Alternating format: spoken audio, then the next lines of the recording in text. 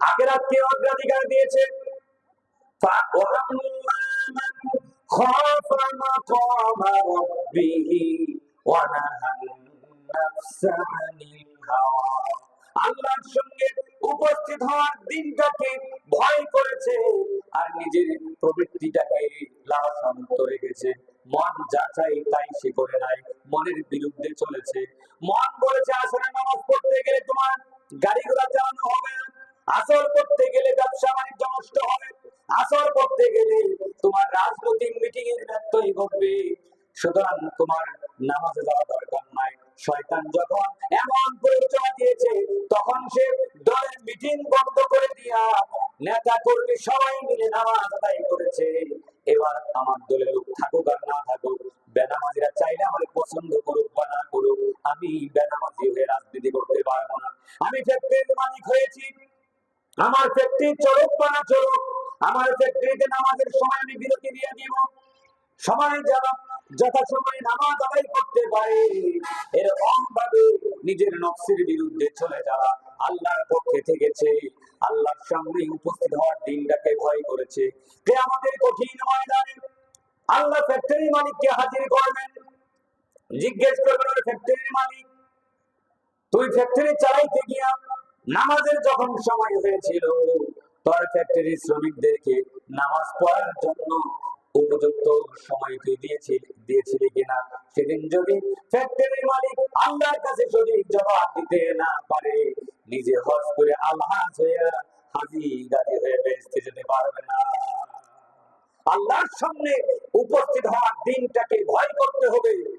চাষবাস করতে গিয়ে আমরা খেতে শ্রমিক লাগাই, শ্রমিকরা যদি আবার ক্ষেত খোলায় কাজ করতে যায়, জোহরের নামাজ আদায় করে আবার আসরের নামাজ পড়ে, তাই নামাজ পড়তে গিয়ে তো তার আধা ঘন্টা বা 40 মিনিট সময় চলে যাবে। এই 40 মিনিট সময় তো আমার কাজে অনেক ক্ষতি হয়ে যাবে। এরকম 10টা কাজের লোকে যদি আমার 40 মিনিট করে খেয়ে দেয়, তাহলে তো 400 মিনিট আমার শেষ হয়ে গেল, প্রায় 10 ঘন্টা আমার কর্মঘন্টা নষ্ট হয়ে যাবে। তো এরকম যদি হয় তাহলে তো আমার কাজের ক্ষতি হয়ে যাবে। এজন্য আমি শ্রমিকদেরকে নামাজ পড়ার উপযুক্ত সময় দিলাম না, তাহলে আল্লাহর সামনে উপস্থিত হওয়ার দিনটাকে আমি ভয় করলাম না। কথা বলে ঠিক কিনা? আল্লাহ বলেন যারা দুনিয়াকে অগ্রাধিকার দেয় তাদের ঠিকানা হবে জাহান্নাম, আর যারা আল্লাহর সামনে উপস্থিত হওয়ার দিনটাকে ভয় করে নিজের প্রবৃত্তির লালসা মুক্ত করে, নিজের স্ত্রী সুন্দরী না, রাস্তা দিয়ে সুন্দরী সুন্দরী মেয়েরা যায়, অন্য বাড়ির বইরা সেজে গুজে যায়, পরিচিত পরিচয় অনেক সুন্দরী মেয়েরা রাস্তায় ঘাটে বাজারে স্কুলে কলেজে বিভিন্ন জায়গায় ঘোরাফেরা করে আমার চোখে বারবার পড়ে যায়, আমার বাড়িতে সুন্দরী স্ত্রী নাই।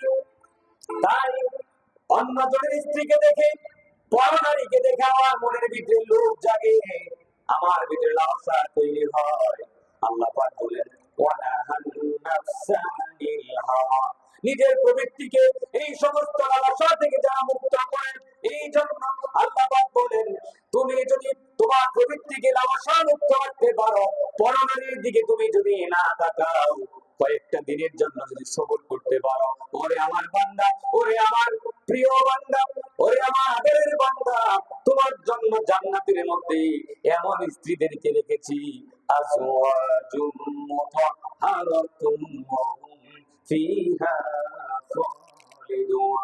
দুনিয়ায় তোমার স্ত্রী তো অসুস্থ হয়ে যায়, মাঝে মধ্যে সে জরুরি হালতে চলে যায়, শরীর ঘামলে তার শরীর থেকেও দুর্গন্ধ আসে, কিন্তু আমি রব্বুল আমিন তোমাদেরকে জান্নাতে এমন স্ত্রী দান করব যে স্ত্রীর শরীর থেকে শুধু সুগন্ধি আসবে, শুধু সুগন্ধি আসবে স্ত্রীর শরীর থেকে, কখনো দুর্গন্ধ পাবে না।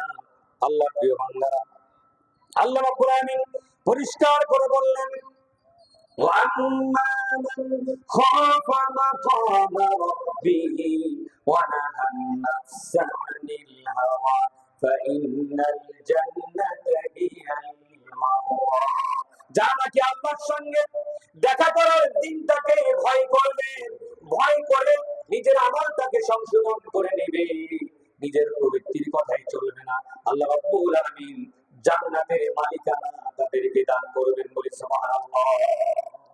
সেই জান্নাতটা কত বড়! পৃথিবীর মতো ধুলা উঠবে, বালি উঠবে, শীতে কষ্ট হবে, গরমে শরীর ঘেমে যাবে। জান্নাতটা কি এরকম হবে? কিরকম হবে জান্নাতটা? জান্নাতের বর্ণনা কোরআনুল কারিমে আল্লাহ তাআলা দিয়েছেন।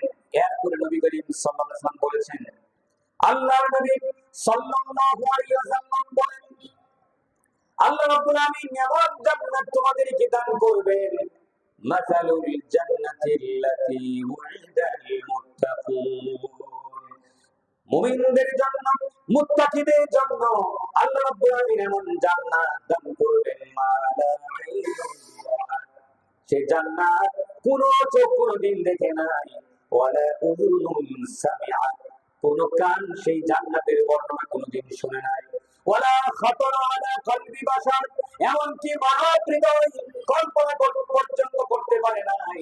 আল্লাহ রাব্বুল আলামিন কত নিয়ামতপূর্ণ জান্নাত আমাদেরকে দান করবেন, বলি সুবহানাল্লাহ। এবার আপনি কল্পনা করেন, যে সমস্ত ফল পাওয়া আপনার দেশে হয় না, দামি দামি ফলের বাগান, আঙ্গুরের বাগান, আরবি খেজুরের বাগান, তারপরে আপনার বেদানার বাগান, নানান রকমের ফল